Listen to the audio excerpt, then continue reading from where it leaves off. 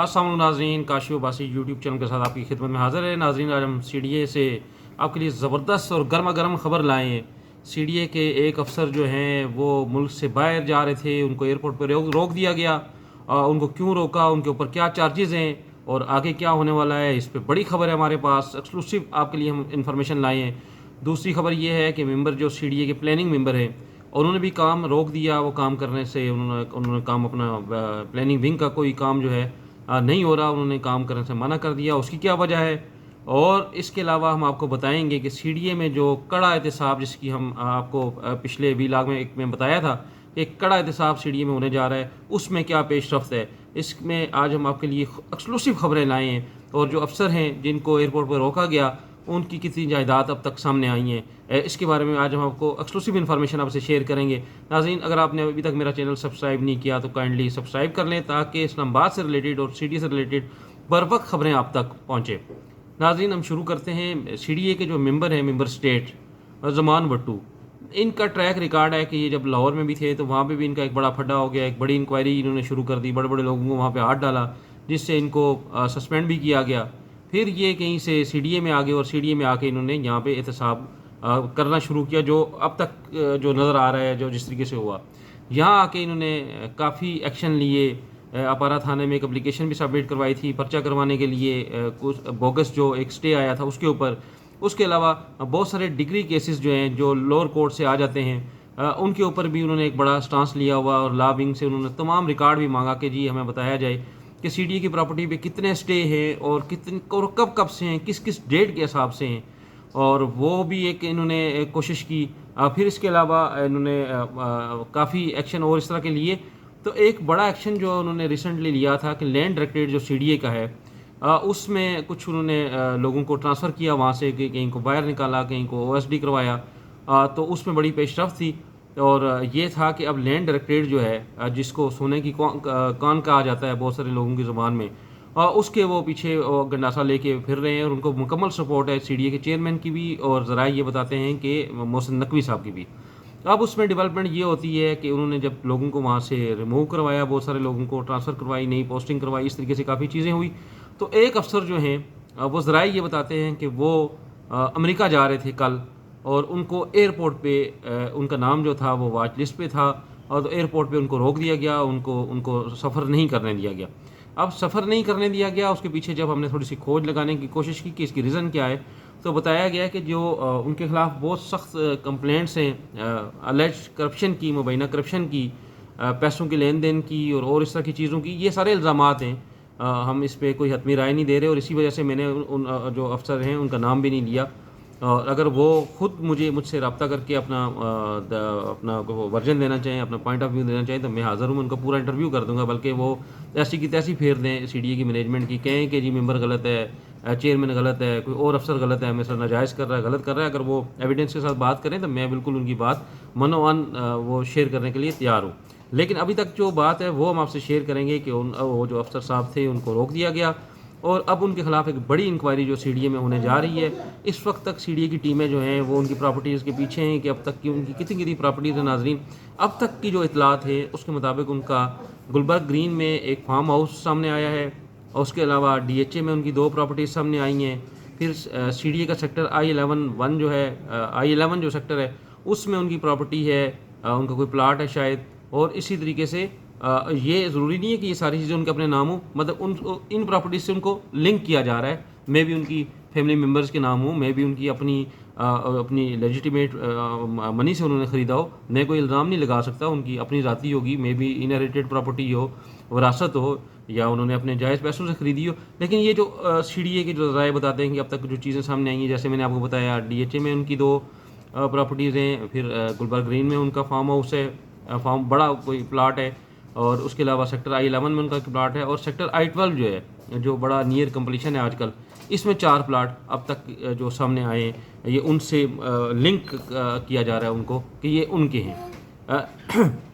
इसके अलावा नाजरीन, सीडीए की जो लैंड डायरेक्टरेट है, इसका पूरा एक इंटरनल ऑडिट जो है वो इस वक्त हो रहा है कि क्या क्या पिछले अरसे में अलाटमेंट्स हुई, पिछले 2-4 सालों में क्या क्या होता रहा।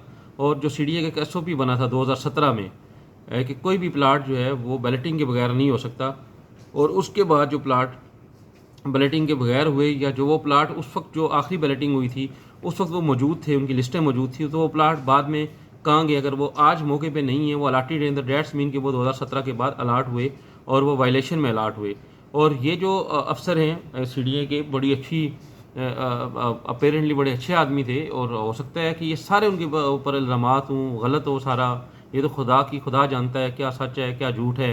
अल्लाह ताला वो अगर इंसाफ पे हैं, हक़ पे हैं, तो उनका साथ देंगे और वो जो है इनके ख़िलाफ़ कार्रवाई करें। और अगर वो उन्होंने वाकई 2 नंबरियाँ की हैं तो वो फिर उनके ख़िलाफ़ एक बड़ा सख्त घेरा तंग किया जा रहा है। मैं ज़राए से आपको बता रहा हूँ कि इस वक्त CDA के ऊपर बड़ी नज़रें हैं, और ये जितनी भी चीज़ें हुई हैं ये वो जो है ये सामने आएंगी कि यहाँ लैंड रेक्रेट में क्या क्या होता रहा। बहुत सारे कुछ मखसूस एक ग्रोह भी है जो डिग्रियों का काम करता है, और डिग्री ग्रोह के नाम से वो मशहूर हैं।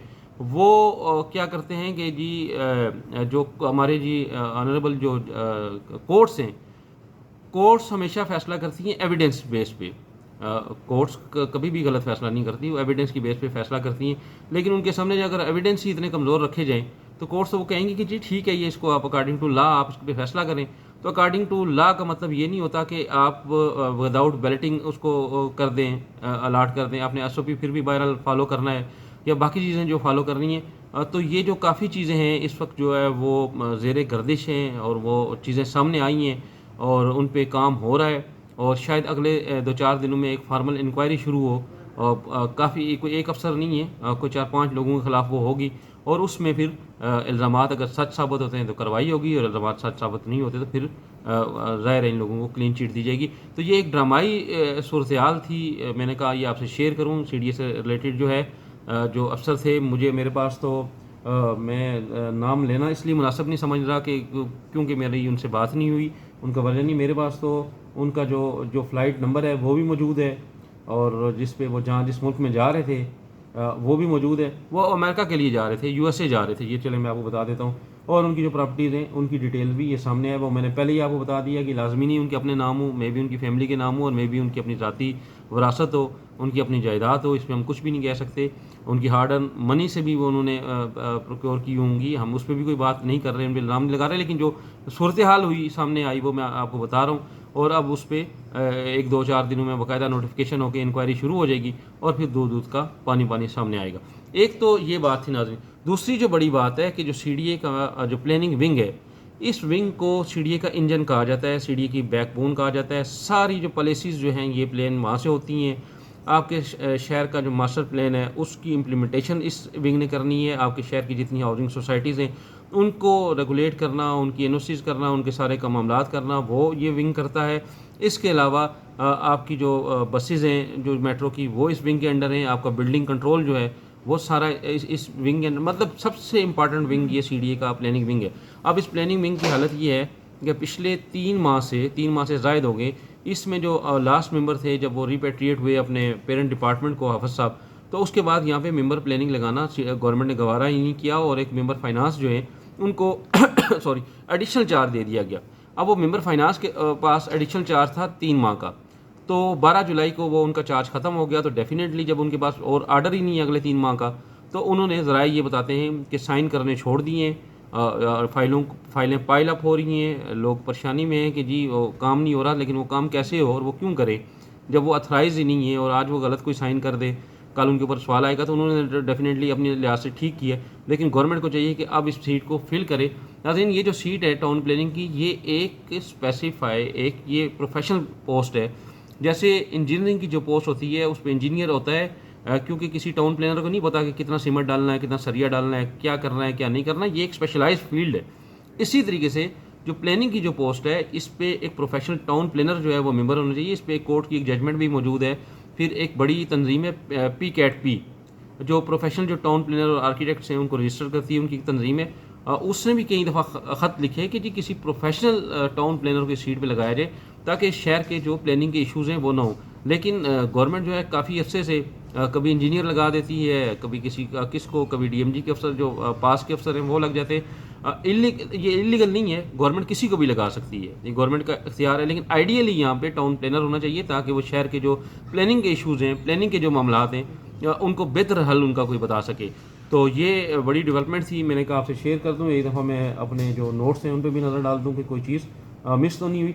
हाँ, लास्ट चीज़ ये थी कि जैसे मैंने आपको बताया कि इंजीनियरिंग के ऊपर पहले से ही तगड़ी नज़र है। सीडी के जो चेयरमैन है सोहेल अशरफ साहब, मैंने जैसे आपको बताया था कि 5 बड़े ठेके हुए और उन ठेकों में अगर टोटल कास्ट की जाए तो अरबों रुपए की बचत हुई है। वो अनप्रेसिडेंटेड है। ये वही सीडी है जहाँ पे माजी में बगैर टेंडर के भी काम हो जाते थे और पूल बिडिंग भी होती थी, मैं साबित कर सकता हूँ।